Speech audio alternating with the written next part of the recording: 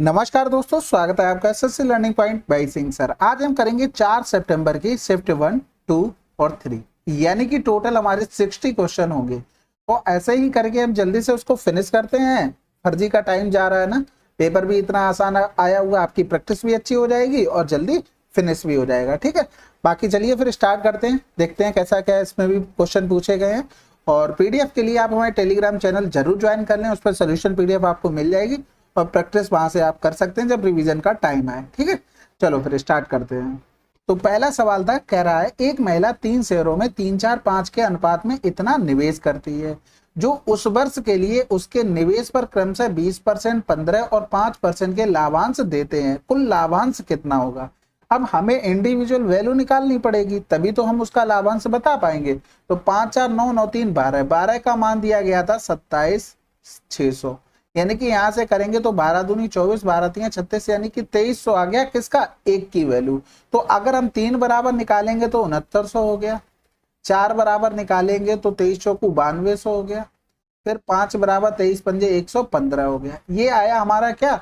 Individual मान निकल के 3 शेयर पे। अब यहाँ पर देखो, इस पर ले रहा था 20% प्रॉफिट। 20% का मतलब हो गया, जीरो से तो 2 कट जाएंगे, 1 जीरो बचेगा, 2 में 18, 2 6 के 12, 1 13 हो गया। इधर करेंगे तो 15% ले रहा था, तो 2 जीरो तो चले गए, 15 दूनी 30 हो गया, 15 में 135, 103, 138 हो गया। यहाँ से करेंगे, इस पर 5% लाभ था, तो 2 जीरो तो चले गए, 5 25 हो गया, 5 एकम 5 हो गया, 5 2 7 हो जाएगा, 5 एकम 5। यूनिट डिजिट 5 देखो सभी ऑप्शन में थी, उससे तो कोई काम बना नहीं। 8 8 16 हो गया, 16 और 7 23 हो गया, हाथ से लगा 2 हो गया, 3 2 5, 3 8 5 13 की 3, यानी कि 33 35 हमारे पास टोटल लाभ बना जाएगा। अगला सवाल, जूली और राहुल एक साथ एक कमरे की पेंटिंग का काम 12 दिनों में पूरा करते हैं। यदि जूली अकेले कमरे को 20 दिनों में पेंट कर सकती है तो राहुल अकेले कमरे को पेंट करने के समान समय को कितने में पूरा कर सकता है? बहुत आसान सवाल है। 12 गुणे में 20, दोनों का डिफरेंस है, भाग कर दो। 4 तिया 12, 4 दूनी 8 हो गया, 2 एकम 2 हो गया, यानी कि आंसर क्या आ गया हमारे पास? 30। तो हमें बताया कि देखो, जूली और राहुल ये कर रहे थे 12 दिन में, अब फिर यहाँ पर जूली ये कर रही थी 20 दिन में। हमने एलसीएम लिया है 12 गुणे में 20, इनकी इफिशियंसी 20 हो गई, इनकी 12 हो गई। जब इसकी हमें 12 पता लग गई तब इसकी तो 8 आएगी, तभी तो टोटल 20 बन पाएगा। तो हमने क्या किया, इन्हीं के डिफरेंस करके भाग कर दिया। तो इस चीज को आप डायरेक्ट लिखना सीखें, 12 गुणे में 20 बटे में डिफरेंस से भाग कर दिया। बस आपकी प्रैक्टिस अच्छी हो, आप आसानी से आंसर निकाल सकते हैं। अगला सवाल, एक उत्पादक अपने उत्पादों को एक थोक व्यापारी को बेचने पर 10% का लाभ अर्जित करता है। थोक व्यापारी इसे खुदरा विक्रेता को 15% के लाभ पर बेचता है। खुदरा विक्रेता इन्हें बेचकर ग्राहक से 25% का लाभ अर्जित करता है। एक वस्तु के उत्पादन की वास्तविक लागत क्या है जिसके लिए ग्राहक इतने का भुगतान करता है? अब देखो, ग्राहक तो सबसे लास्ट में था, तो 12,650। अब यहाँ पर कुछ भी रहा होगा स्टार्टिंग में मूल्य, इस पे 10% प्रॉफिट 110 हो गया, इस पर 15% का प्रॉफिट 115 हो गया, इस पर 25% का प्रॉफिट 125 हो गया, बराबर में इतना हो गया। तो 25 पंजे 125 हो गया, 25 चौकू 100, 25 पंजे 125 हो गया, बचा कितना? एक, भाग तो जाएगा नहीं, 25 छक्का 150 हो गया। अब करेंगे तो 5 से तो कटना नहीं है, 23 दूनी 46, 23 दूनी 46 हो गया, 46 गया, 4 बचा, फिर 23 दूनी 46 हो गया, 23 पंजे 115 हो गया, 11 दूनी 22 हो गया। अब इधर जाएंगे, दुनिया भर के जीरो चिपकेंगे, हमें नहीं पता कितने जीरो आएंगे, हम अंदाज से लगाते ही चले जा रहे। इधर करेंगे 25 अट्ठे 200, 8 आ रहा किसी ऑप्शन में, आंसर लगा दो। इतना ध्यान नहीं करना कि आप टाइम लगा रहे हैं कि गिनती कर रहे हैं, एक जीरो इधर कट गया उधर कट गया, नहीं, आप जितने स्टेप्स कटिंग कर पाए उतना कीजिए। अगला सवाल, उस संभावित त्रिभुज का क्षेत्रफल ज्ञात कीजिए जिसकी प्रत्येक भुजा की माप 12 है। तो आंसर आ गया हमारे पास। बहुत बार बताया कि अगर भुजा 2 हो तो एरिया √3, यहाँ पर 12 बोल दी तो कै गुना भुजा हो रही थी? 6 गुना हो रही थी, इसी का स्क्वायर लिखो 36 और √3 चिपका दो। अगर बाई चांस मान लो 48 हो जाती तो ये कै गुना हो रहा था? 24 हो गया, 24 का स्क्वायर 576 हो गया, इंटू में √3, ये हमारा हो जाता है एरिया। तो ये चीज ध्यान रखो, फार्मूला तो है आपके पास, अब यहाँ कितना सोचना पड़ा, मैंने देखा 2 छक्के 12, 6 गुना हो रहा, 36 के साथ यानी कि 6 के स्क्वायर के साथ रूट चिपका होगा, कहीं ना कहीं आंसर आ गया।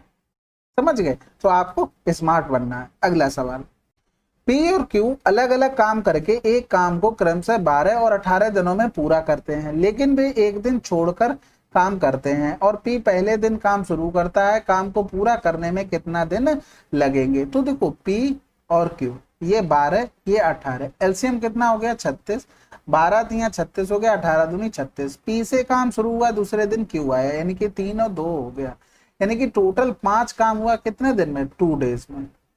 अब हमें करना था 36 काम, तो अब 5 का मल्टीप्लाई करेंगे 7 में तो 35 तक तो हम पहुंच गए, यानी कि 7 दूनी 14 दिन में हमने 35 काम कर लिया। अब एक काम बचा है, सर्किल पूरा घूम चुका है, यानी कि फिर से किसका नंबर आ जाएगा? पी का, यानी कि जो एक काम अभी बचा हुआ है वो 14 प्लस का 1/3 हो जाएगा। आंसर आ गया हमारा 14 से 1/3। समझ में आ गई होगी बात। अगला सवाल, प्रथम 69 प्राकृतिक संख्याओं का औसत ज्ञात कीजिए। बहुत आसान है भाई, डिफरेंस आपको पता है, बराबर है तो पता है कि फर्स्ट नंबर प्लस का लास्ट नंबर बटे में 2। जब भी डिफरेंस सीरीज का बराबर हो, एवरेज निकालना हो, last number plus first number upon में 2 कर देंगे, हमारा आंसर कितना आ जाएगा? 35। अगला सवाल, एक लंबवृत्तीय शंकु की त्रिज्या और ऊंचाई का अनुपात इतना है, आयतन इतना है, शंकु की तिर्यक ऊंचाई ज्ञात करनी है। तो सवाल थोड़ा सा लेंदी है, करते हैं भाई। 1/3, पाई का मान दिया गया था 3.14, इंटू में 3x, इंटू में 4x और इंटू में 3x, क्योंकि आर स्क्वायर होगा ना तो रेडियस 2 बार आ जाएगी। 301.44 हो गया, तो 3 से 3 कैंसिल आउट, पॉइंट से पॉइंट ये कैंसिल आउट हो गया। इधर करेंगे तो 3 एकम 3 हो गया, 0 हो गया, फिर से 0 हो गया, 3 चौकू 12, 3 अट्ठे 24 हो गया। 4 से करेंगे तो 4 दूनी 8 हो गया, बचा कितना? 2, फिर 4 पंजे 20, 4 एकम 4, 4 दूनी 8 हो गया, यानी कि हमारे पास x⁻3 2512 अपॉन में कितना हो गया? 314 हो गया। तो 3 चौकू 12, इससे तो बन नहीं रहा है, लेकिन 8 चौक 32 से करके देखें तो ये 8 बार कट रहा है, यानी कि x बराबर कितना आ गया? 2 आ गया। यानी कि हमारे पास रेडियस कितनी हो गई? 6 हो गई, और हाइट कितनी हो गई? 8 हो गई। तो ट्रिपलेट से हमारी स्लैंट हाइट कितनी हो जाएगी? 10 हो जाएगी। अगला सवाल, 3 मापने वाले टेप 64, 72, 96 लंबे हैं, वह सबसे कम लंबाई क्या है जिसे इनमें से किसी भी टेप द्वारा सटीक रूप से मापा जा सके? यानी कि इसमें कोई सा नंबर ऐसा होगा जो तीनों से प्रॉपर कट रहा होगा।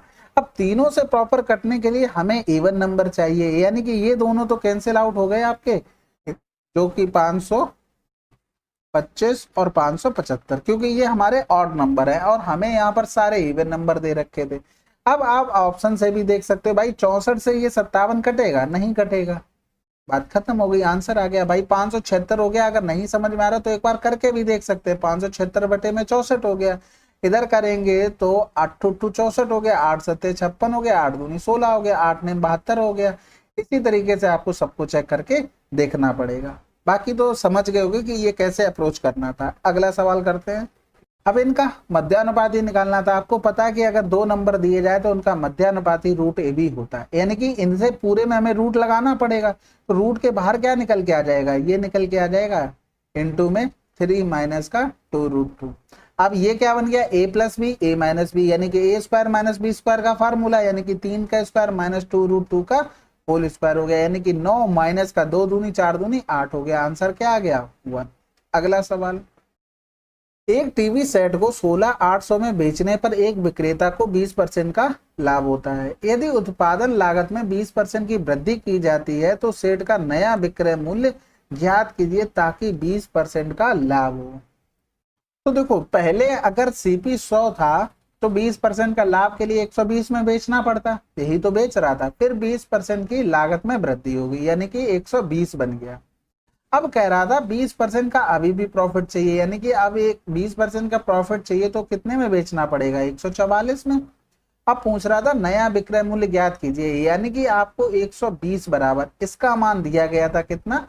16,800, और निकालना था किसका? 144 का, यानी कि 0 से 0 चला गया, 12 बारी में 144, 0 12 अट्ठे 96 हासिल लगा, 9 हो गया, 12 छंग 72 और 9 81 हो गया, हासिल लगा 8 हो गया, 12 कम 12 और 8 20। आंसर। अगला सवाल, एक कार डीलर 8% वार्षिक की साधारण ब्याज दर पर 2 वर्ष की अवधि के लिए एक बैंक से 20,000 ऋण पर लेता है। यदि वह 2 वर्ष की अवधि के अंत में पूरा ऋण चुकाता है तो उसे कितना भुगतान करना होगा।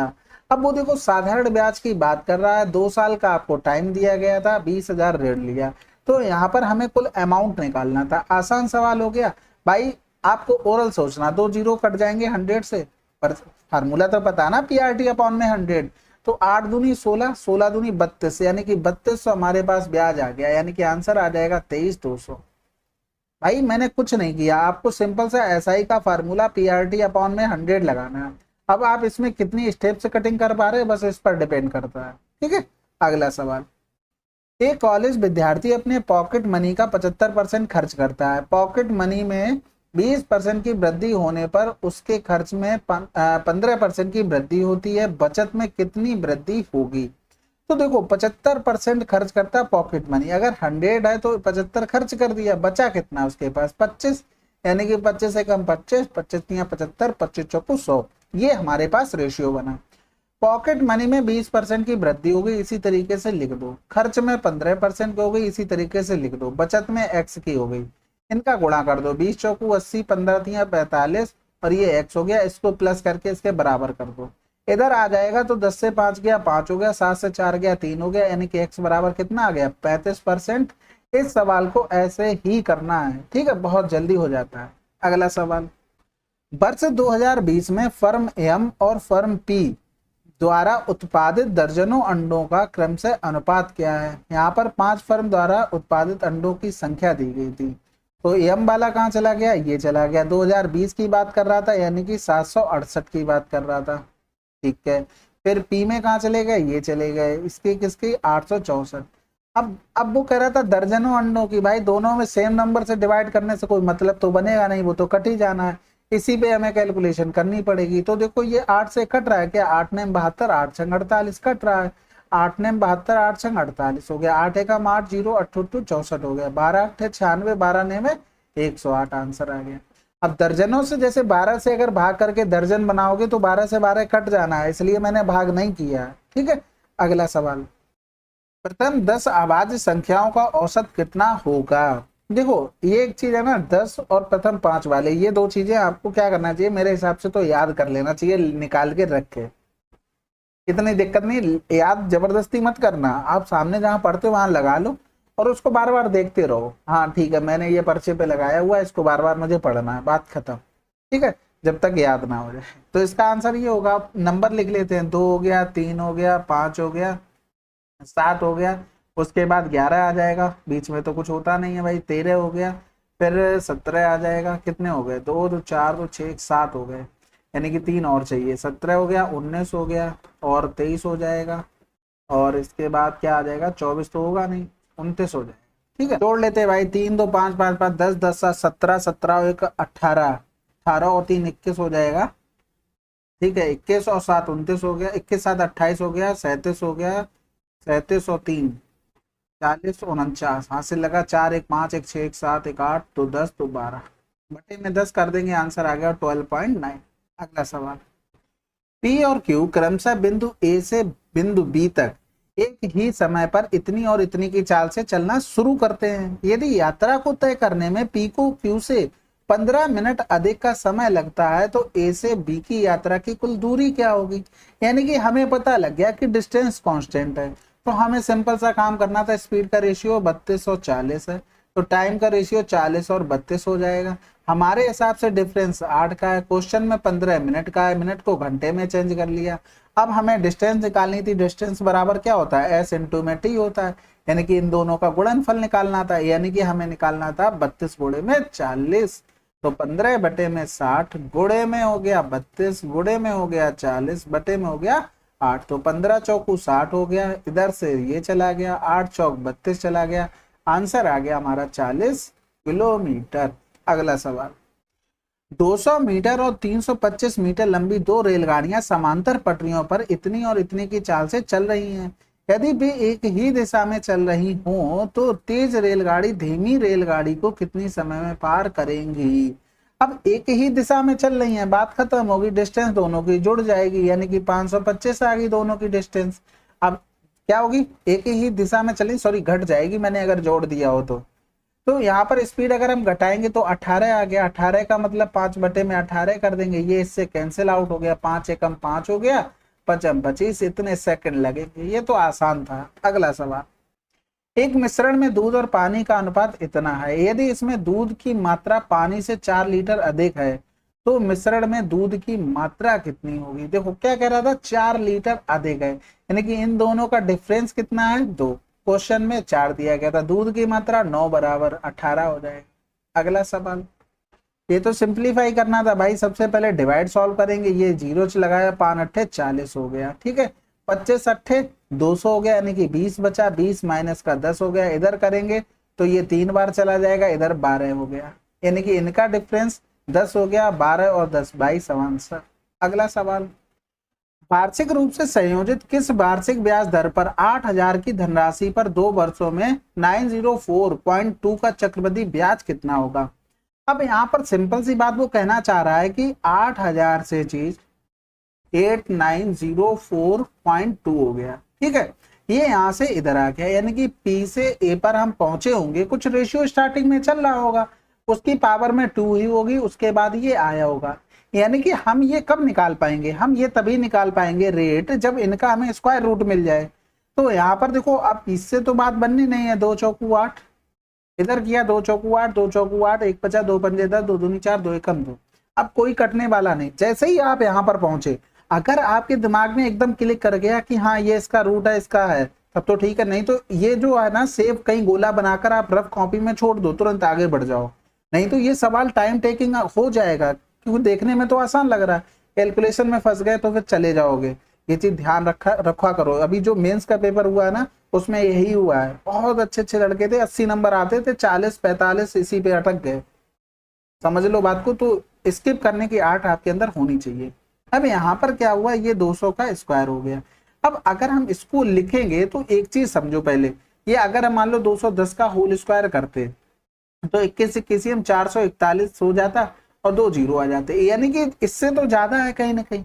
और इधर लिखते अगर हम 220 का होल स्क्वायर 22 वैसे 484 होता है और 2 जीरो आ जाएगा, इससे तो कम है, यानी कि हमारा जो है ना आंसर इन्हीं दोनों के बीच में है, यानी कि या तो 211 हो सकता है या तो फिर 219 हो सकता है, क्योंकि इन्हीं दोनों नंबर से यूनिट डिजिट हमें 1 मिलता है, इसके अलावा तो किसी पे नहीं मिलता है। लेकिन एक चीज देखो, थोड़ा सा ऑब्जर्व करो कि ये 44521 किसकी तरफ इंक्लाइंड हो रहा है, ज्यादा इसकी तरफ इंक्लाइंड ज्यादा हो रहा है।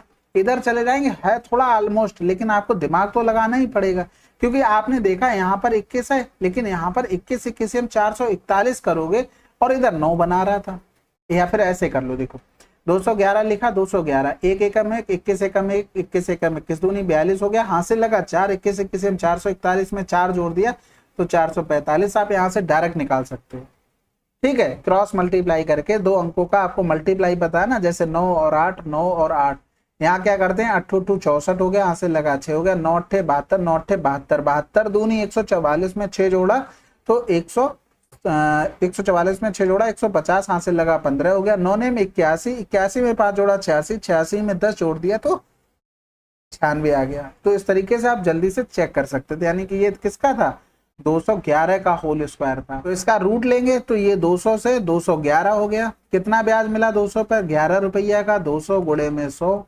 कैंसिल आउट हो गया, 2 पंजे 10, 2 पंजे 10, आंसर हमारा, ठीक है। बस आपके ऊपर प्रैक्टिस के ऊपर है, आप स्किप करना जरूर सीखे, एग्जाम कोई भी एग्जाम दे रहे हो आप, अगर स्किप आर्ट नहीं रख रहे हैं ना तो आप कहीं ना कहीं फंस जाएंगे फिर, ठीक है। अगला सवाल करते हैं, 2019 और 2020 में क्रिकेट और फुटबॉल खेलने वाले खिलाड़ियों की कुल संख्या कितनी थी। तो देखो 2019 में कह रहा था और 20 की बात कर रहा था, क्रिकेट और फुटबॉल वाले खिलाड़ियों की कुल संख्या, यानी कि सबको जोड़ना था। तो यहाँ पर कितना लिखा था 90, 9 3 12 हो गया, 12 और 2 14 हो गया, 14 3 17 हो गया, यानी कि 170 आ चुका है हमारे पास। 4 9 4 13, 13 और 2 15 इसमें और जोड़ देंगे, यानी कि आंसर क्या आ जाएगा 185। अगला सवाल, 6% वार्षिक साधारण ब्याज पर एक निवेश की गई धनराशि 5 वर्षों में बढ़कर इतनी, यदि समान धनराशि 9% वार्षिक दर से 8 वर्षों के लिए निवेश की जाती तो साधारण ब्याज कितना होगा। अब यहाँ पर सिंपल सी एक चीज समझो, अगर प्रिंसिपल 100 होता और हमारे पास रेट 6% है और टाइम 5 दिया गया, तो एक चीज बताओ, ब्याज कितना आता, 6×5 = 30 आता। दूसरी कंडीशन में रेट 9% हो गई और 8 वर्ष हो गया, यानी कि 9×8 = 72 आ गया। यानी अब हमें वैल्यू किसकी दी गई थी भैया, पहली कंडीशन के अमाउंट की, यानी कि 130 बराबर हमको दिया गया था 113,880। हमें निकालना था 72 बराबर दूसरी कंडीशन में ब्याज कितना होगा, तो 113,880 अपॉन में 130 इंटू में 72 हो गया, 0 से 0 चला गया। इधर करेंगे तो 13 8 104 हो गया, 13 ने में 117 ज्यादा हो जाएगा, 104 किया तो बचा 9, 13 7 91, 13 6 78 गुणे में 72 हो गया। अब यहाँ पर देखो यूनिट डिजिट से काम चला क्या, केवल ये दोनों कैंसिल आउट हो गए। इसके अलावा हमें केवल क्या निकालनी है, 2 डिजिट निकालनी है, हमारा काम हो जाएगा। तो सिंपल सा है, यहाँ पर तो 72 लिखा हुआ है, यानी कि इसको हम क्या लिख सकते थे, 12 × 72, यानी कि 12 का गुणा कर लो, 6 का कर लो, काम खत्म। 6 × 36 हो गया, 6 7 42 और 3 48 हो गया, सॉरी 42 3 45 हो गया। गुणे में क्या था, 12 था, 12 × 72 हासिल लगा 7 हो गया, 12 पंजे 60 और 7 67 हो गया, 72 आ गया लास्ट में, आंसर लगा दो। पूरा करने की जरूरत भी नहीं थी, बस इसी तरीके से अप्रोच करना था। अगला सवाल, 12 9 2 आयामों वाले घनाओं के आकार के धातु के ठोस टुकड़े को एक घन के आकार में ढाला जाता है। घन का पार्श्व पृष्ठीय क्षेत्रफल, सिंपल सा भैया देखो, घन के आकार में ढाला गया, पहले तो हमें उसका भुजा निकालनी पड़ेगी, यानी कि 12 गुणे में 9 गुणे में 2, दोनों के वॉल्यूम हमने बराबर कर दिए। तो यहाँ पर 12 था, इसको क्या लिख सकते थे, 3 गुणे में 4, इसको क्या लिख सकते थे, 3 गुणे में 3, और इधर 2 था, यानी कि 4 दूनी 8, ये बना देगा 1 2 की पावर 3, और ये 3 बार दिया गया था, यानी कि 3 गुणे में 2, ये क्या आ गया, 1 का मान, तो 3 दूनी 6 हो गया।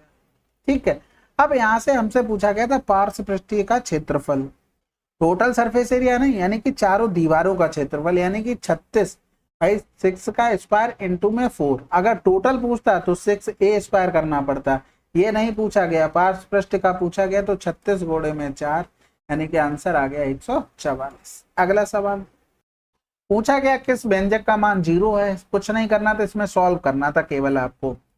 अब यहाँ पर देखो 2 दूनी 4, 4 और इसका डिफरेंस करेंगे -1, ये -1 बाहर जाएगा तो ये माइनस का बना देगा, ये पूरा क्या बना देगा, -1 बना देगा। भाई डिफरेंस करोगे तो -1 बना जाएगा, बाहर आएंगे तो ये क्या लेके आ जाएगा, -1 लेके आ जाएगा। ये पूरा हम सॉल्व कर चुके हैं, और 5 1 कितना हो गया, -6 हो गया, इधर प्लस का कैंसिल आउट। ये ध्यान रखना, ये ब्रैकेट जो ज्यादा लगे होते हैं ना, कंफ्यूजन पैदा करते हैं। सबसे पहले सबसे छोटा, फिर उसके बाहर एक ब्रैकेट होगा, उस पर आओ, फिर उससे बाहर होगा, उस पर आओ, नहीं तो फिर गलत कर बैठो। ये फर्जी के नंबर, मतलब फर्जी के नहीं, फ्री के नंबर होते हैं, ऐसा नहीं है कि खो के चले आओ। 20 पुरुष एक काम को 40 दिनों में पूरा कर सकते हैं और 40 महिलाएं उसी काम को 60 दिनों में पूरा कर सकती हैं। यदि 10 पुरुष और 20 महिलाएं साथ मिलकर काम करते हैं तो काम कितने दिनों में पूरा हो जाएगा।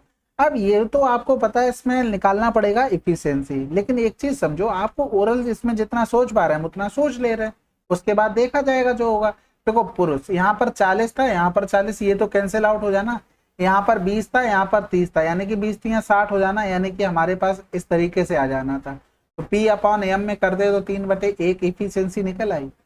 बस टोटल वर्क हमें निकालना था, टोटल वर्क कितना हो जाता, 20 पुरुष, पुरुष की इफिशियंसी 3 गुणे में 40 हो जाता। पुरुष के हिसाब से निकाली, महिलाओं के हिसाब से निकालते तो 40 गुणे में 1 गुणे में 60 हो जाता।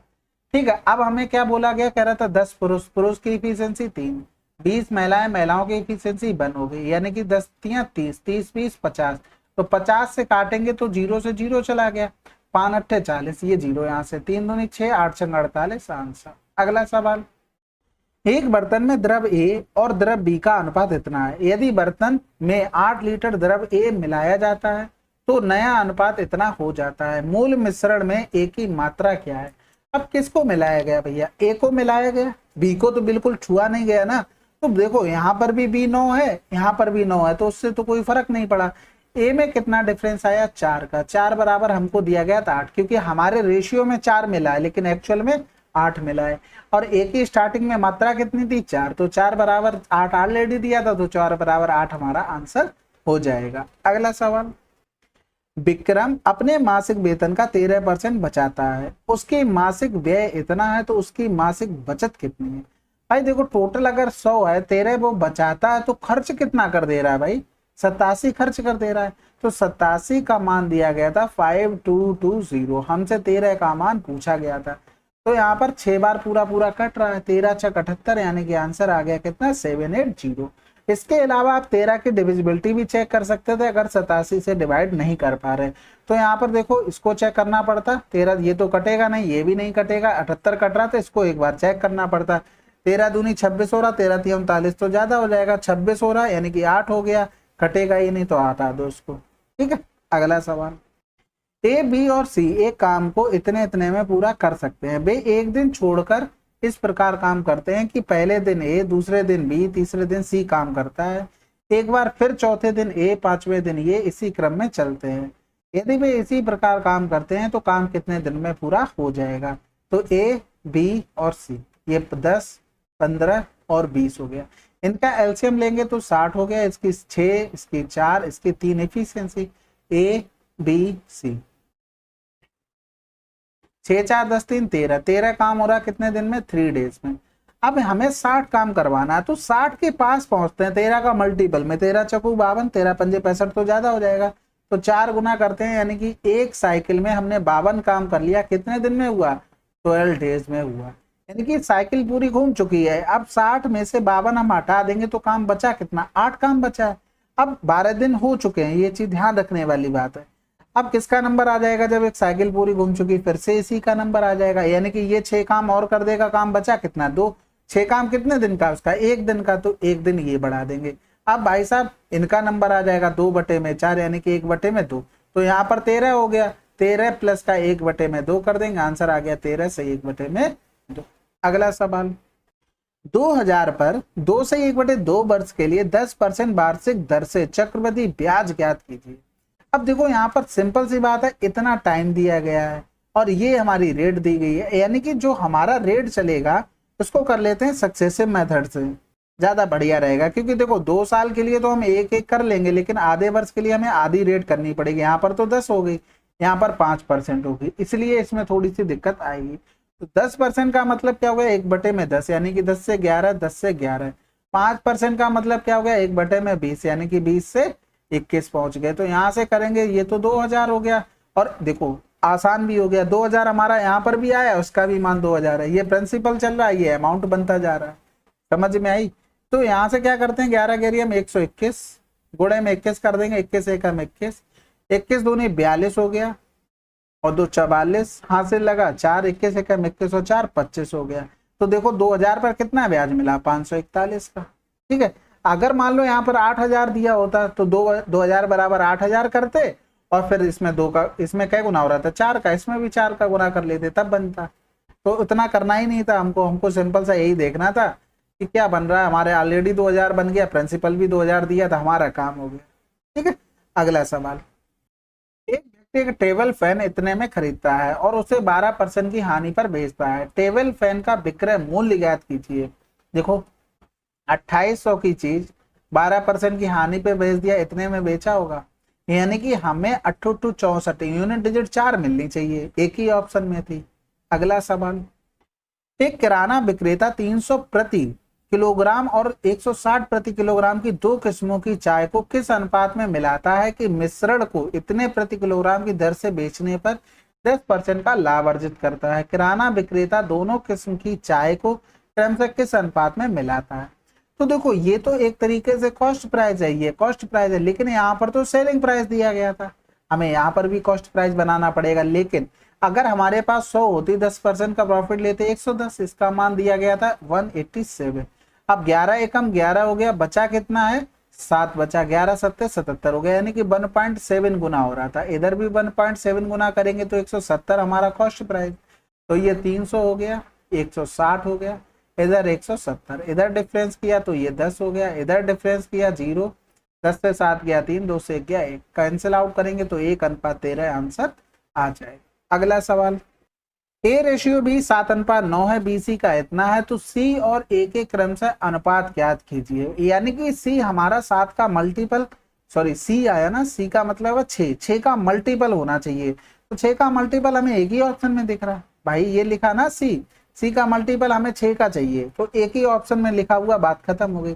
7 का देखते तो 7 का मल्टीपल हमें चाहिए था ए के लिए, तो यानी कि ये तो ये भी हो सकता था ये नहीं हो सकता था, ये भी हो सकता था, ये नहीं हो सकता था, दो ऑप्शन ए से मिल जाते, फिर सी से भी चेक कर लेते। इसके अलावा सिंपल सी बात हमें क्या करना था, हमें ये देखना था कि इसमें कॉमन क्या है, बी कॉमन है, यहाँ पर 9 है बी, यहाँ पर 5 है, यानी कि दोनों को अगर बराबर करेंगे तो 45 बी हो गया। इसमें गुणा करना पड़ेगा 5 का, यानी कि ए कितना हो गया, 35 हो गया, और सी में कितने का गुणा करना पड़ेगा, 54 हो जाएगा। इन दोनों का रेशियो बताना था। अगला सवाल, दो रेलगाड़ियां एक स्टेशन से एक ही समय पर एक ही दिशा में इतनी और इतनी की चाल से चलती हैं। 5 घंटे बाद दोनों रेलगाड़ियों के बीच की दूरी क्या होगी। एक ही समय में एक ही दिशा में चल रही है, यानी कि एक ही दिशा में चली तो स्पीड तो घट जाएगी। 5 घंटे की बात कर रहा था, यानी कि उससे 50 किलोमीटर एक दूसरे से दूर होंगी। समझ गए होगे बात को। वो कुछ भी दूरी पे होंगी, हमें नहीं पता पहले से, लेकिन वो जो सापेक्ष स्पीड आई है उसकी, तो वो 10 आई है। 5 घंटे में उन दोनों के बीच की दूरी 50 किलोमीटर होगी। बात खत्म। कह रहा था what is the ratio of the average production of company X during the period 2000-2003 to the production of company Y during the same period in lakh watts. तो यहाँ पर x लिख लो, y लिख लो। 2000 से 2003 x के लिए बात करा था, यानी कि यहाँ पर 30 हो गया, 30 और 50, 50, 100, 130 हो गया, 130 में 40, 170 हो गया। 17 का मल्टीपल x में केवल एक ही ऑप्शन में था, बात खत्म हो गई यहीं से। y के लिए देखेंगे भाई, यहाँ पर 40, 40, 80, 80 और 50, 90, सॉरी 80 और 50, 130 हो गया, 130 और 30, 160 हो गया, यानी कि आंसर आ गया 17:16। अगला सवाल, 17 पुरुषों का औसत भार इतना है और 56 महिलाओं का औसत भार 54 केजी है। सभी पुरुषों और महिलाओं को मिलाकर औसत भार कितना होगा, यानी कि सभी को मिलाने के लिए बोल रहा है। तो या तो देखो सिंपल सा गुणा करके कर लो, या तो सिंपल सा आप डिविजन मेथड लगाकर कर लो। यानी कि एवरेज हम इसके बीच में मान लेते 60, लेकिन ये 3 ज्यादा है, यानी कि 17 का गुणा करेंगे तो 17 51 ज्यादा हो गया। ये यहाँ से 6 कम हो गया, यानी कि 6 में गुणा 36 में करेंगे तो 216 हो जाएगा, वो भी किसका, माइनस का, यानी कि 6 से 1 गया 5 हो गया, 11 से 5 गया तो 6 हो गया, और बचा 165, वो भी माइनस का, यानी कि जो हम एवरेज माना है उससे तो कम आएगा। 165 कम करना पड़ेगा, लेकिन एक में कितना होगा, 7 से 13 की 3 हाथ से लगा 1 हो गया, 2 और 5 हो गया, यानी कि 53 से हमें भाग करना पड़ेगा। समझ में आ गई होगी बात। तो लगभग कितनी बार चला जाएगा, 3 बार चला जाएगा, यानी कि 57 आंसर आ गया। ठीक है, उसने भी यही पूछा निकटतम पूर्णांक तक निकालना, तो इस तरीके से कर सकते थे। अगला सवाल, the least common multiple LCM of P and Q is R, the LCM of P square Q and P Q square is. तो देखो ऐसे सवालों में बहुत कंफ्यूजन हो जाता है कि पता नहीं क्या आंसर आएगा। तो क्या करना चाहिए, देखो यहाँ पर क्या कर लो, 2 मान लो, इसको 3 मान लो, इनका एलसीएम क्या होगा, 6 होगा। पी स्क्वायर की जगह हमने 4 रख लिया, क्यू की जगह हमने रख लिया क्या, 3 रख लिया। यहाँ पर पी की जगह लिख लिया 2 और क्यू की जगह लिख लिया 9, यानी कि 4 3 12 हो गया, 9 दूनी 18 हो गया। अगर इनका एलसीएम लोगे तो 12 3 36 होता है, यानी कि आ जाएगा 36 हमारा एलसीएम। तो अब 36 देखो इसमें किसमें मिल रहा, आर स्क्वायर का मान 36, बाकी 2 गुणे में 3, ये तो गया ना। फिर यहाँ से लिखोगे ये भी इसी तरीके से चला जाएगा, यहाँ लिखोगे 2 गुणे में 3 गुणे में 6, यहाँ पर 36 मिल गया, यहाँ पर लिखोगे 2 गुणे में 3, ये कैंसिल आउट हो गया। ठीक है, बाकी बताने के लिए वैसे भी बता सकता, लेकिन उसमें कंफ्यूजन ज्यादा हो जाता है कि पता नहीं पी आएगा क्यू आएगा और याद भी नहीं रहता। अब इस तरीके से बता दिया, आपको लॉन्ग टर्म तक के लिए याद रहेगा। आप प्रैक्टिस करें चाहे ना करें इस सवाल की, आपको याद बना रहेगा कि वैल्यू मान लेते, कुछ ना कुछ तो निकल ही आएगा। वैसे अगर निकालना ही होता है इसी से तो कैसे करते भाई, यहाँ पर देखो हमने एक एलसीएम लेना है, यानी कि अगर हम इसमें से पी स्क्वायर ले लेते हैं, पहले तो पी ले लो, तो यहाँ पर बचा क्या, पी बचा है। ठीक है, क्यू भी ले लेते हैं, तो क्यू तो यहाँ से चला गया, यहाँ से देखो पी जा चुका है, यहाँ पर क्यू बचा है, यानी कि अब इन दोनों में कुछ कॉमन है नहीं है, यानी कि पी इंटू में क्यू हो गया। अब एक चीज बताओ, यहाँ पर ये पी क्यू हो गया, अगर इसका भी एलसीएम लिखोगे तो ये कितना हो जाएगा, आर हो जाएगा। तो यहाँ पर पी क्यू आर इस तरीके से बना दिया। ठीक है, अगला सवाल, एक पंसारी ने 40 रुपए प्रति किलोग्राम मूल्य वाली 50 केजी चीनी खरीदी और उसे 30 रुपए प्रति किलोग्राम मूल्य वाली 70 केजी चीनी के साथ मिला दिया। 20% का लाभ प्राप्त करने के लिए मिश्रण को किस मूल्य पर बेचना चाहिए। अब देखो इसमें क्या होता है कि एवरेज मूल्य पता होना चाहिए, यानी कि कॉस्ट प्राइस, उसके बाद उस पर हम प्रॉफिट लगा पाएंगे। तो सबसे पहले तो यहाँ पर एक चीज देख लो कि हमें क्या निकालना, कॉस्ट प्राइस मिक्सचर का। तो या तो देखो नंबर इतने आसान लिखे, इनको हटा दो, हम 7 kg और 5 kg पे काम करेंगे तो हम डायरेक्ट कर लेते हैं। 5 को भी 200 रुपया हो गया, 7 या 1 के 210 रुपया हो गया, यानी कि जोड़ेंगे तो ये 410 रुपया आ गया यहाँ पर। और टोटल अगर 1 kg का मिक्सचर का देखते तो 7 5 12 भाई, 5 kg और 7 kg, यानी कि 1 kg का मिक्सचर का मूल्य ये आ गया। अब इसको 20% प्रॉफिट पर बेचना था, तो ये 0 से 0, ये 0, ये 12 से 12 चला गया, आंसर क्या आ गया 41। अगर मान लो नंबर कॉम्प्लिकेटेड रहते हैं तो जैसे एवरेज निकालते हैं तो एवरेज से हम कॉस्ट प्राइस निकाल लेते हैं डेविएशन मेथड से, ठीक है। तो जब आसान नंबर हो तो आप बिल्कुल सोचना नहीं है, डायरेक्ट गुणा भाग करो, आंसर निकालो। अगला सवाल, उस घनाव का कुल पृष्ठीय क्षेत्रफल ज्ञात कीजिए जिसके आयाम 18, 6 और 3 हैं। अब देखो घनाव है, कुल पृष्ठीय क्षेत्रफल फार्मूला सभी को पता है, 2 ब्रैकेट में LB प्लस का BH प्लस BH HL हो जाएगा और ब्रैकेट क्लोज, यानी कि 18 छक्का 108 हो गया, 6 तियां 18 हो गया, 18 तियां 54 हो गया, 8 8 16 4 20 हो गया, हाथ से लगा 2 5 2 7 1 8 हो गया, यहाँ पर 180 हो गया। इसमें 2 का गुणा करना था, यानी कि 360 हमारा आंसर आ जाएगा। अगला सवाल, दो संख्याएं 6 और 7 के अनुपात में हैं, यदि इन संख्याओं के बीच का अंतर 16 है तो वे संख्याएं ज्ञात कीजिए। ऑप्शन तो एक सारा है ही, लेकिन आप डायरेक्ट भी कर सकते, जैसे ये 3 से ये कटेगा, नहीं कटेगा, ये भी नहीं कटेगा, ये कट सकता था, ये कट सकता था। इसके अलावा दूसरा 7 से हमें चेक करना था, तो देखो यहाँ से करेंगे 7 एकम 7 बचा 6, 7 से ये नहीं कट रहा था तो ये आ गया। वैसे भी आसान था, डिफरेंस 1 है, 1 बराबर में 16 है, 6 बराबर में 96, बिना पेन चलाए आपका आंसर आना था। अगला सवाल, युग 3/2 घंटे में इतने की चाल से एक निश्चित दूरी तय करता है, ठीक है। यदि वही दूरी 7 घंटे में तय करना चाहता हो तो उसकी चाल क्या होगी। सबसे पहले कह रहा था वही दूरी 7 घंटे में, पहले तो 3/2 घंटे में, ठीक है। दूसरे में ये हो गया, ये टाइम का रेशियो हो गया, डिस्टेंस हमारी कांस्टेंट थी, यानी कि हम अगर इनका रेशियो लिखें तो 3:14 हो गया, तो स्पीड का रेशियो जस्ट अपोजिट हो जाएगा। यहाँ पर दी गई थी 56 स्पीड, कै गुना हो रहा था 4 गुना, यहाँ पर भी 4 गुना कर देंगे, यानी कि नई स्पीड क्या होगी 12 होगी। अगला सवाल, गांव पी में मतदान न करने वालों की संख्या गांव आर में मतदान न करने वालों की संख्या के प्रति परसेंटेज अधिक है, कितने परसेंटेज अधिक है। देखो पंजीकृत मतदाताओं की कुल संख्या दी गई थी, यहाँ पर मतदान करने वालों का परसेंटेज, यानी कि जो कि वोट कर रहे थे, परसेंटेज दिया गया था, यानी कि 1100। पहले पी में करेंगे, यानी कि इसमें कितने वोट नहीं दे रहे, 68 दे रहे थे, तो 32% लोग नहीं दे रहे होंगे, तो ये 32% हो गया। दूसरी कंडीशन में आर के लिए पहुंचते हैं तो 1200 लोग तो वोट टोटल थे, 73% लोग वोट क्या कर रहे थे, दे रहे थे, यानी कि कितने नहीं दे रहे होंगे 27%, तो ये निकल के आ गया। हमें परसेंटेज पे काम करना तो इसका रेशियो बना लेते, ये 0 0, ये 0 यहाँ से चला गया, इधर करेंगे तो 4 तियां 12 हो गया, 4 अट्ठे 32 हो गया, अब कुछ कटना नहीं, 88 27 तियां 81 हो गया। कह रहा था आर में मतदान ना करने वालों की संख्या से, यानी कि इससे कंपेयर करा रहा है, 81 बटे में आना चाहिए, बस बात खत्म हो गई। 8 से 1 गया 7 बटे में 81, गुणे में क्या हो जाएगा 100 हो जाएगा।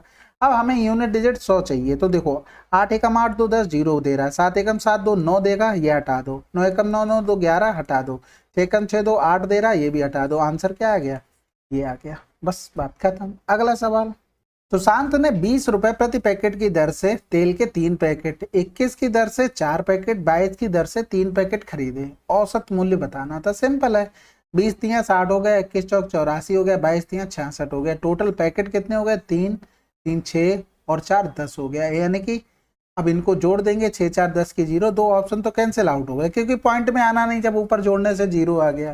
7 हो गया, 8 7 15, 15 6 21, आंसर आपको बस लगा देना था तुरंत।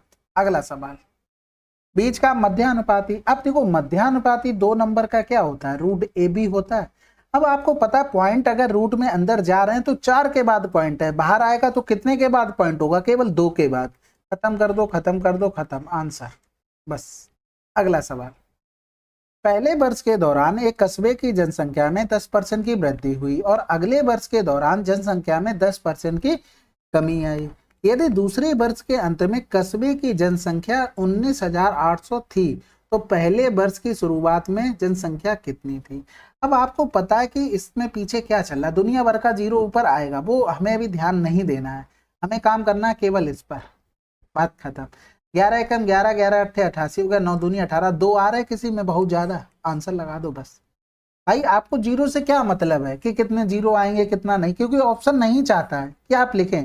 यहाँ पर इसी तरीके से अगर लिखा होता 2000 फिर 2 लाख लिखे होते तब हमें जीरो को वैल्यू देनी पड़ती, अभी जरूरत नहीं है। वैसे क्या करते भाई, ये रहा होगा 110 बटे में 100 करते, फिर 90 बटे में 100 करते, बराबर में 19/800 करते, या सक्सेसिव वाला जो रूल बना के ऐसे लिखते वो कर लो, दोनों बराबरी बात पड़ती। बस उसमें पहले ही से थोड़ा सॉर्ट आउट कर लेते हैं, उसके बाद लिखते हैं। अगला सवाल, एक नाविक धारा के विपरीत 2 घंटे में 6 किलोमीटर जाता है और धारा की दिशा में इतने मिनट में इतने किलोमीटर जाता है। स्थिर जल में 30 किलोमीटर जाने में उसे कितना समय लगेगा। यानी कि हमें नाविक की चाल चाहिए, स्थिर जल की बात कर दिया उसने, यानी कि उसमें धारा की तो स्पीड की कोई बात नहीं हो रही है, तो इसका मतलब हमें किसकी निकालनी है, नाविक की। तो पहली कंडीशन में विपरीत दिशा में जा रहा है, यानी कि a माइनस बी बराबर क्या हो जाएगा, 3 आ जाएगा, क्योंकि 2 से 3 में भाग करेंगे तो ये किसका आ जाएगा, स्पीड का मान निकल के आ जाएगा। और धारा की दिशा में जाएंगे तो ये क्या होंगे, स्पीडें जुड़ जाएंगे। a प्लस बी बराबर में 1.5 इंटू में 7.5 इंटू में 60 घंटे में बना लिया। 15 पना 75 हो गया, 12 पंजे 60 हो गया, यानी कि 12 हो गया। अब हमें नाविक की चाल चाहिए तो दोनों को जोड़कर 2 का भाग कर दे, और अगर हमें धारा की चाहिए होती दोनों को घटाकर 2 का भाग कर देते, तो 12 3 15 बटे में 2 हो गया। अब हमें यही चाल चाहिए थी, तो 30 बटे में 15 गुणे में 2 हो गया, यानी कि 15 दूनी 30, 2 दूनी 4 हमारा आंसर। अगला सवाल, एक वर्ष के लिए मूलधन और धनराशि का अनुपात इतना है, वार्षिक साधारण ब्याज की दर ज्ञात कीजिए। आसान हो गया, देखो मूलधन और धनराशि, यानी कि मूलधन बना होगा उससे ये पहुंच गई धनराशि, मतलब अमाउंट 1 का बना बटे में 5 गुणे में 100, आंसर आ गया 20%। आसान था ये तो। सरसों के तेल का अंकित मूल्य इसके क्रय मूल्य से 10% अधिक है, इसे अंकित मूल्य से कितने परसेंट कम पर बेचना चाहिए ताकि ना लाभ हो और ना ही हानि हो। तो आंसर डायरेक्ट, ये चीज मैंने याद भी करवाई थी अगर किसी को याद हो तो। इसमें क्या होता है कि 9 सही 1 बटे में 11 और 10% और 11 सही 1 बटे में 9%, ये याद कर लो। एक और होता है वो भी याद कर लो अगर चाहो तो, 20%, 25% और यहाँ पर 16 से 2 बटे 3%।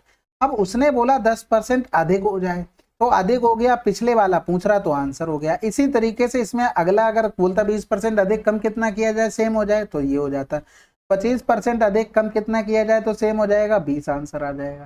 ठीक है, तो यहाँ पर हुआ क्या है, 100 से चीज 110 हो गई है। ठीक है, अब कम कितना करना पड़ेगा भाई, 10 कम करना पड़ेगा, किससे, 110 से, गुणे में कर देंगे तो 0 से 0 चला गया, 11 9 99, 1 बटे में 11 हो गया।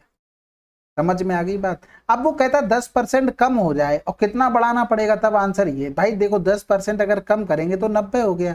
यहाँ से देखो अगर हम इस पर जाएंगे कितना बढ़ाना पड़ रहा है, 10, 10 बटे में 90 गुणे में 100 हो जाता, 0 से 0 कट गया, 11 9 99, 1 बटे में 9 आ जाता। तो ये आप जहां पढ़ते हो ना बस सामने लगा लो, आपको बिल्कुल रटने की जरूरत नहीं है, बस जब भी आप वो चार्ट देखें तो उसको लिख लें बार बार। अगला सवाल, water is pouring into a cubical reservoir at the rate of 50 liter per minute. The volume of the reservoir is 120 meter cube. How many hours will it take to fill the reservoir? 50 litre प्रति minute, minute को घंटे में change कर लिया, इतने घंटे में। अब इसको क्या लिख सकते थे, 120 गुणे में 1000 इतने लीटर हो जाएगा, यानी कि हमें निकालना था 120 गुणे में 1000 का मान, यानी कि हम क्या करेंगे 1 बटे में 60 गुणे में 50, इतने क्या आ जाएगा, घंटे आ जाएगा। तो 0 से 0, 2 0 यहाँ से चलेगा, 6 पंजे 30 करेंगे और 30 से डायरेक्ट काटेंगे तो ये 4, यानी कि कितने घंटे लगेंगे, 40। अगला सवाल, 25 लड़कों की औसत आयु 150 सेंटीमीटर आंकी गई, बाद में यह ज्ञात हुआ कि औसत की गई गणना के लिए 160 सेंटीमीटर के एक मान को गलती से इतने सेंटीमीटर के रूप में कॉपी कर लिया गया था, सही औसत की लंबाई क्या होगी। यानी कि 160 के मान की जगह 135, यानी कि एवरेज तो बढ़ेगा हमारा 150 से तो ज्यादा आएगा। अब कितना बढ़ेगा वो हमें देखना पड़ेगा, 10 से 5 गया 5, 5 से 3 गया 2, यानी कि 25 बढ़ेगा। लेकिन एक लोगों में कितना भाई, टोटल कितने थे 25, तो एक लोगों में कितना बढ़ेगा, 1 बढ़ेगा, यानी कि 151 आंसर। अगला सवाल, A man can finish a work in 12 days and a woman can finish the same in 10 days. 2 men and 3 women work on alternate days and man start the first day, the work will be finished in days। अब देखो एक आदमी था वो 12 दिन में काम कर रहा था, वहीं एक जो आदमी, देखो एक आदमी था वो 12 दिनों में कर रहा था, वहीं एक लेडीज थी वो 10 दिनों में कर रही थी, यानी कि 12 और 10 हो गया, यानी कि ये मैन हो गई ये वुमेन हो गई। एलसीएम लोगे तो 60, 12 पंजे 60 हो गया, 10 छक्के 60 हो गया। अब वो कह रहे थे कि 2 मैन और 3 वुमेन अल्टरनेट डेज पर काम करते हैं, तो कह रहा था कि मैन स्टार्ट करता फर्स्ट डे, यानी कि फर्स्ट डे अगर ये लोग करते तो 3 गुणे में ये हो जाएगा 6, ये 10 काम करते ये 18 काम करते, यानी कि 2 दिन में कितना काम हो रहा है, 28 काम हो रहा है, कितने दिन में, 2 डेज में। अब यहाँ पर हमें 60 के पास पहुंचना है, तो सबसे पहले हम 56 पर पहुंचेंगे, 28 दूनी 56, तो इधर भी कर देंगे 2 गुना, यानी कि 4 दिन का काम कितना हो गया, 56 हो गया। अब काम बचा कितना है भाई, 60 माइनस का 56, यानी कि 4 काम बचा है। सर्किल एक पूरा घूम चुका, अब किसका नंबर आ जाएगा, इनका नंबर आ जाएगा, यानी कि बटे में 10 कर देंगे, 2 दूनी 4 हो गया, 2 पंजे 10 हो गया, यानी कि 4 प्लस का 2 बटे में 5, 5 को 20, तो 22 बटे में 5 हमारा आंसर। अगला सवाल, 2 वर्षों में 85,000 की धनराशि के लिए चक्रवृद्धि ब्याज और साधारण ब्याज के बीच अंतर इतना है, तो वार्षिक ब्याज की दर ज्ञात कीजिए। देखो 2 साल के ब्याज का फार्मूला होता है डिफरेंस का, डी बराबर में पी इंटू में आर अपॉन में 100 की पावर में 2 होता है। तो डी बराबर हमें डिफरेंस 850 दिया था, प्रिंसिपल हमें 85,000 दिया था, और आर अपॉन में 100 हो गया, तो यहाँ पर लिख लो आर स्क्वायर अपॉन में 100 इंटू में 100, तो ये इससे कैंसिल आउट हो गया, 1 0 इससे कैंसिल आउट हो गया, ये जाएगा तो इधर हो गया, यानी कि 100 बराबर में आर स्क्वायर हो गया, आर बराबर में क्या आ गया 10%। अगला सवाल, 3600 is divided such that half of the first part, 1/3 of the second part and 1/5 of the third part are the same, the value of the third part। देखो कह रहा था फर्स्ट पार्ट इसका हाफ, यानी कि पहले पार्ट का आधा बराबर में 1/3, यानी कि 1/3 पार्ट किसका, थर्ड का, बराबर में दे दिया था 1/5 ऑफ द थर्ड पार्ट, ठीक है, 1/5 ये हो गया, ये तीनों बराबर थे। अब इसके बराबर अगर 1 मान लें तो फर्स्ट पार्ट कितना हो गया, 2 हो गया, सेकंड पार्ट कितना हो गया, 3 हो गया, थर्ड पार्ट कितना हो गया, 5 हो गया, ठीक है। तो 5 3 8 2 10, 10 बराबर में हमको दिया गया था 3600, हमें क्या निकालना था, थर्ड पार्ट की वैल्यू, यानी कि 5 का इसका आधा हो रहा है, तो इसका भी हम आधा कर देंगे, तो आंसर क्या आ जाएगा 1800। अगला सवाल, वर्ष 2022 में महिला द्वारा जॉगिंग की गई मध्य दूरी कितनी है। तो देखो माध्य दूरी का मतलब क्या होता है, हमें कुल मिलाकर एवरेज निकालना है बस, इसके अलावा इसमें कुछ नहीं होता। सबसे पहले देखो जनवरी से दिसंबर 12 महीने की बात हो रही, सम करना पड़ेगा, उसमें हमें भाग करना पड़ेगा, तो 9 6 15 3 18 और 3 21 हो गया, 3 24 और 6 30, 36 36 और 9 45 और 3 48 और 6 54 हो गया, 54 में 9 जोड़ देंगे तो 63 हो जाएगा, 3 63 3 66 हो गया, तो 12 पंजे 60 हो गया, फिर 6 बचा, फिर 12 पंजे 60 हो गया, आंसर आ गया।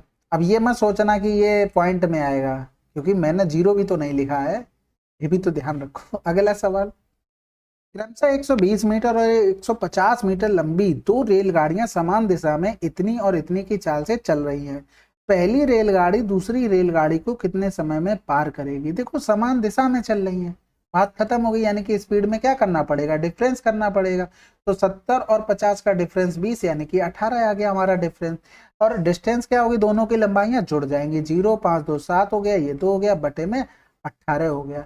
अब एक चीज देखो, ये किलोमीटर प्रति घंटा में था, इसको चेंज करना पड़ेगा, कैंसिल आउट हो गया, इधर करेंगे 55 25 5 को 20, आंसर। अगला सवाल, यदि P अकेले किसी काम को 3 घंटे में पूरा कर सकता है, Q अकेले उसी काम को 6 घंटे में पूरा कर सकता है, तो वे दोनों एक साथ मिलकर उस काम को x मिनट में पूरा करेंगे, x का मान क्या होगा, 3 गुणे में 6 और 6 3 9 हो गया, ये घंटे में आया निकल के, मिनट में बनाएंगे 60 का गुणा, तो 3 3 9 हो गया, 3 दूनी 6 हो गया, 120 मिनट हमारा आंसर आ जाएगा, ठीक है। देखो क्या किया हमने, 3 ले लिया P का और Q ले लिया 6 का, इन दोनों का एलसीएम 3 गुणे में 6 हो गया, यानी कि यहाँ पर इफिशियंसी देखेंगे तो 6 इसकी हो गई, 3 इसकी हो गई, अब दोनों मिलकर करेंगे 3 गुणे 6 बटे में 9 हो गया। हमेशा याद रखो, ए काम कर रहा है x दिन में, बी काम कर रहा है y दिन में, और पूछा जाए ए बी कितने दिनों में करेंगे मिलकर, तो एक्स वाई अपॉन में x प्लस वाई। अगला सवाल, अब यहाँ पर देखो सबसे पहले वार को सॉल्व करते हैं, 5 बचा, यहाँ पर माइनस का 2 है, यहाँ पर माइनस का 5 है, तो 5 2 7 हो गया, किसका, माइनस का हो गया।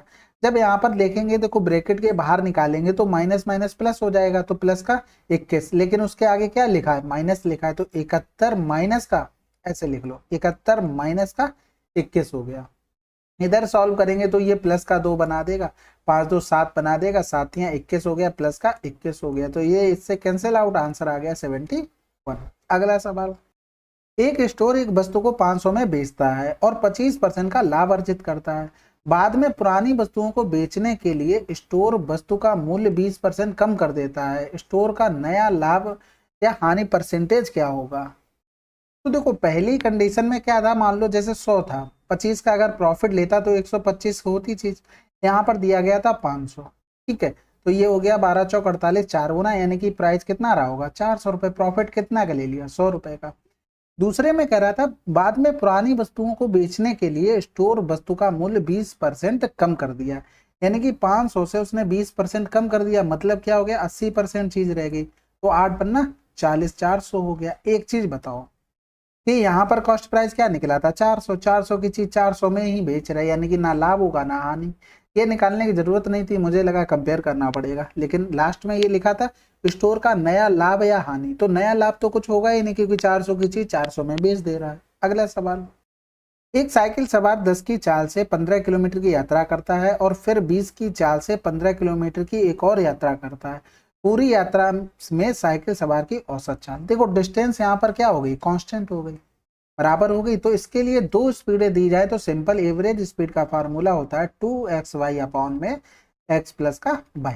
तो यहाँ पर 2 गुणे में 10 गुणे में 20 बटे में हो गया कितना, 30 हो गया, 0 से 0 कट गया, यानी कि यहाँ पर लिख सकते हैं 40 बटे में 3, यानी कि 13.33 किलोमीटर प्रति घंटा। एक समलंब का क्षेत्रफल इतना है, दो समांतर भुजाएं इतनी और इतनी है, इन समांतर भुजाओं के बीच की दूरी क्या होगी? भाई देखो एरिया का फार्मूला क्या होता है, 1/2 पैरेलल भुजाओं का सम और इनटू में हाइट हो जाएगी या परपेंडिकुलर मान लो, बराबर में दिया था 180, तो 1/2 इनटू में 18 और 12 40 इनटू में h हो गया बराबर में 180 हो गया, 2 दूनी 4 हो गया, यानी कि h बराबर में कितना आ गया। अगला सवाल, वह बड़ी से बड़ी संख्या कौन सी है, यानी कि सबसे बड़ी संख्या जिसे इतने इतने को भाग देने पर इतना शेषफल बचता है? तो सिंपल सी बात भैया, 2 हटा दो, 625, आंसर तो आपका आ गया, बात खत्म। भाई 625 से बड़ी ले ही नहीं सकते हो, कटेगा ही नहीं, पॉइंट में आ जाएगा आंसर, तो फिर कैसे हो जाएगा? यानी कि मेरा कहने का मतलब था जो भी रिमाइंडर बचता है यहाँ पर बोलता है वो इन नंबर से हटा दो, हटा दिया, उसके बाद ऑप्शन देख लो किससे कट रहा है, सभी नंबर कटना चाहिए। जैसे हम इससे भी 5 हटाते तो ये 15 625 आता, इससे भी 3 हटाते तो 31 2 5 आ जाता, तो ये नंबर है ना ऑप्शन में दिए गए नंबर से कटना चाहिए। अब ये बताओ 625 से तो छोटा हो नहीं सकता, नहीं तो पॉइंट में आंसर आएगा, तो इसलिए डायरेक्ट हमारा पहला। अगला सवाल, 2012 और 2013 में कंपनी जेड का कुल उत्पादन 2010 और 11 में एक्स के कुल उत्पादन का कितना % है? तो यहाँ पर जेड था और किसकी बात कर रहा था, 12 और 13 की, इधर कौन था, एक्स था, बात कर रहा था 10 और 11 की, तो जेड के लिए ये वाला रहा, यानी कि लास्ट वाला। तो सबसे पहले पहुंचते हैं 2012 में कितना था, 60 था, फिर 13 में पहुंचते हैं कितना था भाई, यहाँ पर भी 60 था। एक्स के लिए 10 में पहुंचते हैं भाई, एक्स का फर्स्ट वाला था यानी कि 50, फिर 11 में पहुंचते हैं यानी कि 40, तो ये 90 हो गया, ये 120 हो गया, ये 0 से 0 3 त्रिका 9 3 चौकू 12 हो गया। कितना अधिक हो रहा, 1 अधिक हो रहा, किससे, 3 से, गुणे में 100 हो गया। तो यहाँ से करेंगे, अच्छा अधिक का नहीं पूछा है तभी मैं कहूँ आंसर क्यों नहीं आ रहा है यहाँ से, तो ये पूछ रहा है कितना % है उसका, बिल्कुल आसान हो गया सवाल, यानी कि 4 3 का कितना % है ये कह रहा था, यानी कि 400 बटे में 3 बराबर में x हो गया, यानी कि 3 एकम 3, 1 बचा 3 त्रिका 9 3 त्रिका 9 33% आंसर। अगला सवाल, चलिए फिर 4 सितंबर की शिफ्ट 3 आपकी ये भी समाप्त हो गई, यानी कि आज हमने 4 की शिफ्ट 1 शिफ्ट 2 और शिफ्ट 3 यानी कि टोटल 60 क्वेश्चन हमने सॉल्व किए हैं। आप लोग कमेंट करके बताइएगा कि इसी तरीके से वीडियो आपको प्रोवाइड की जाए या फिर डेली एक वीडियो आना चाहिए, ठीक है। जैसा भी हो वैसा बता दीजिएगा। एक video in the sense shift wise, जैसे शिफ्ट 1 एक दिन आ गई, फिर दूसरे दिन 2, या 60 करके क्वेश्चन करवा दिए जाए, जल्दी फिनिश हो जाएगा, आप लोग अपना रिवीजन कर सकते हैं। ठीक है, कमेंट जरूर कीजिएगा। चलिए फिर मिलते हैं अगले वीडियो में, तब तक के लिए जय हिंद जय भारत।